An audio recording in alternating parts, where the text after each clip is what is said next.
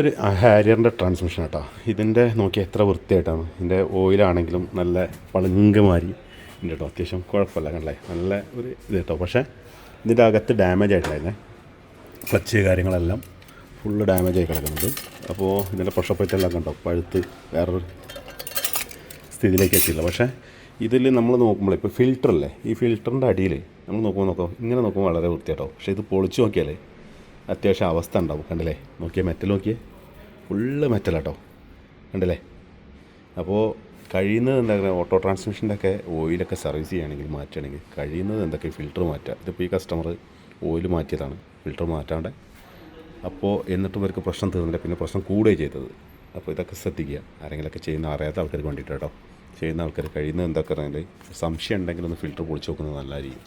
കാരണം ചിലത് നമുക്ക് ഈ പാനലിൽ കാണിക്കില്ല, ഈ പിസർ അങ്ങനെ അധികം കാണിക്കില്ല. പക്ഷേ ഇതിൻ്റെ അകത്ത് വണ്ടിയുടെ എന്താ പറയുക ഗിയറിൻ്റെ അകത്തും ഇതുപോലെ ഏകദേശം പിസറായിട്ട് കാണിക്കും. അപ്പോൾ നമുക്ക് സംശയം കൊടുക്കുകയാണെങ്കിൽ ഫിൽറ്റർ പൊളിച്ച് നോക്കിയാൽ തന്നെ ഏകദേശം കൺഫേം ആവും.